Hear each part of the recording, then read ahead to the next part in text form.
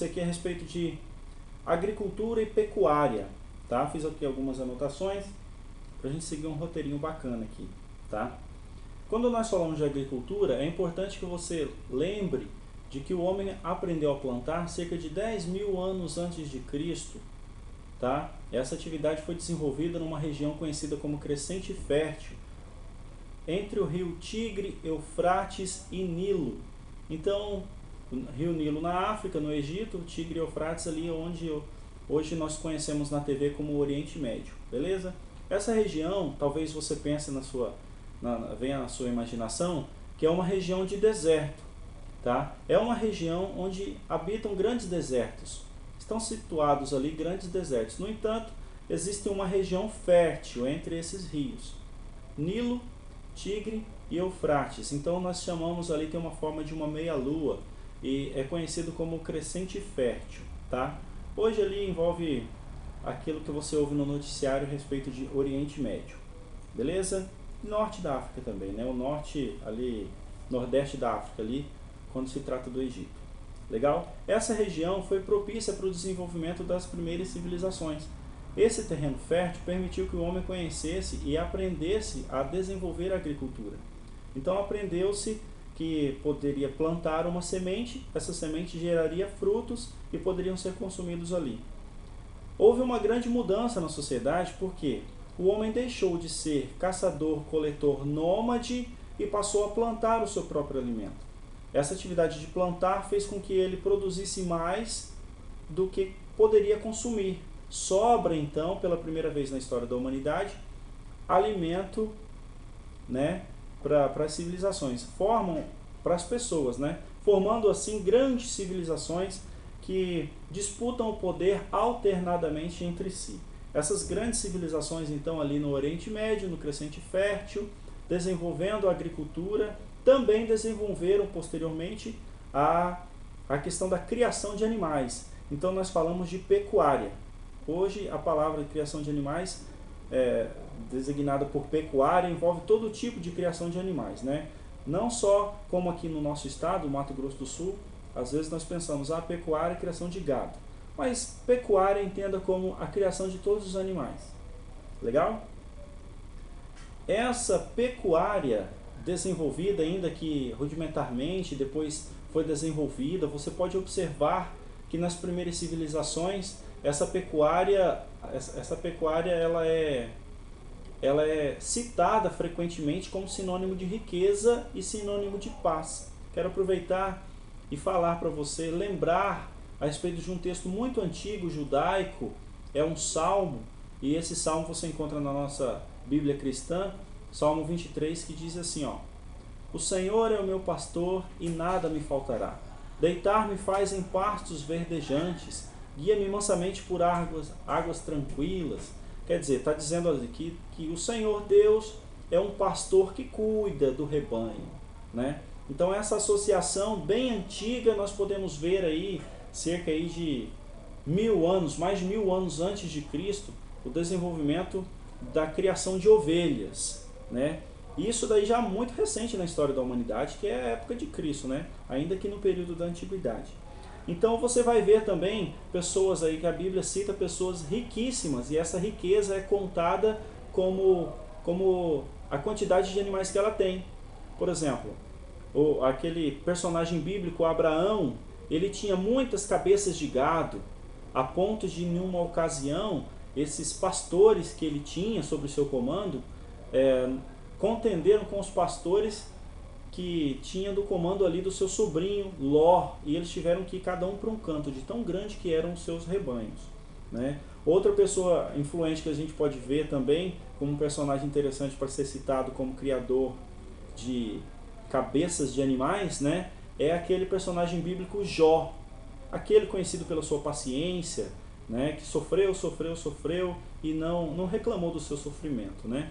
Ele, no começo do livro de Jó, depois você pode observar que ele tinha muitas cabeças de animais, ovelhas, camelos, era um homem rico, muito rico naquela região do Crescente Fértil. Legal? Então você pode observar aí, isso como curiosidade, para você ver que a criação de animais é uma atividade muito antiga na humanidade. e permitiu o desenvolvimento de grandes civilizações. Legal?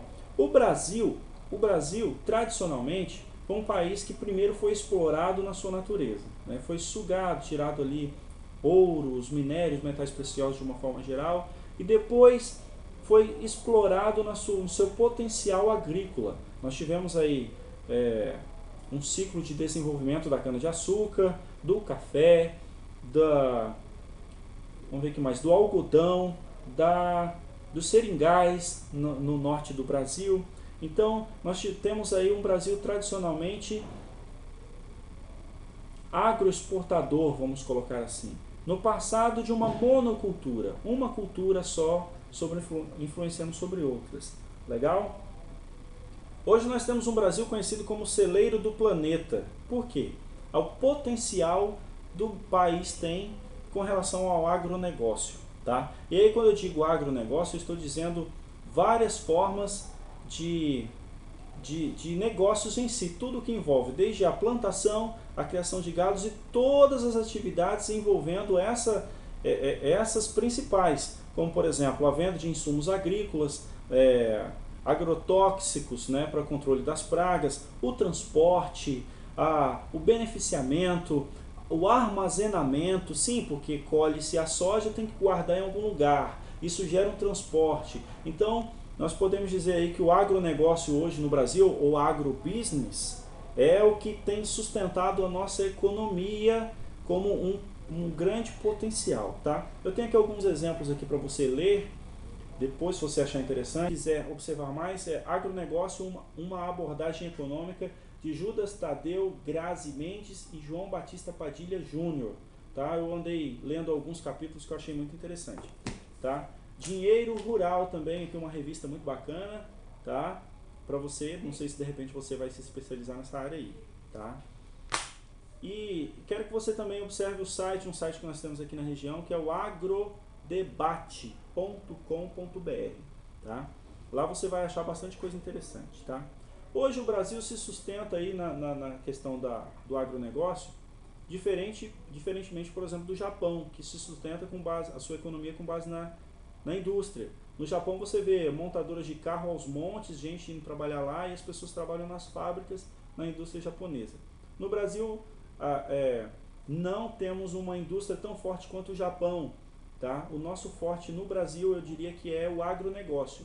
Então, desde venda de máquinas agrícolas, né, e insumos dessa natureza, estoque, armazenamento, como eu disse, tá? Até chegar no consumidor final, emprega muitas pessoas, gira muito da economia nacional, tá? E não posso deixar de fora então de falar sobre a nossa cidade, nosso estado, Mato Grosso do Sul, aqui na região do Pantanal, tá?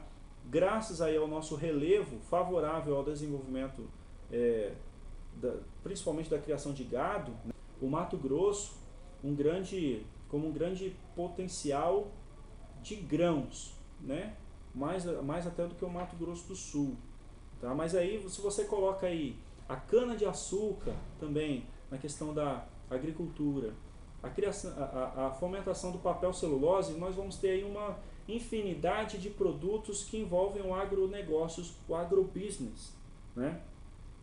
E hoje, eu quero encerrar dizendo que hoje o profissional que trabalha no campo, ou dono da fazenda, ele não é mais um fazendeiro como antigamente.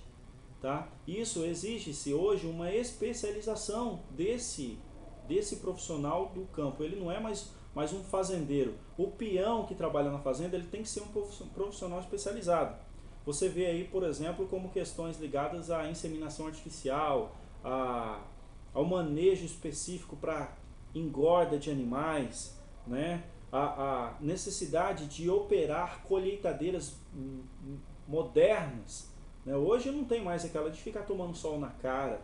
Hoje o tratorista, o operador de máquinas, ele trabalha no ar-condicionado ouvindo um som digital. Então ele trabalha num conforto muito diferente. Para isso exige-se curso. Então ele precisa, o profissional ligado ao agronegócio não é mais aquele que sabe carpir e plantar, ou apartar a vaca. Ele precisa ser um profissional especializado como qualquer outro setor do nosso Brasil, e precisa, né, para nós continuarmos aí com o desenvolvimento do agronegócio, um desenvolvimento forte, dentro do mercado agropecuário existem muitas oportunidades, inclusive para você que quer se especializar, tá? Fica a dica, algumas poucas palavras, eu queria que você soubesse e relembrasse esses assuntos. Legal? Qualquer coisa você pode comentar embaixo. Legal?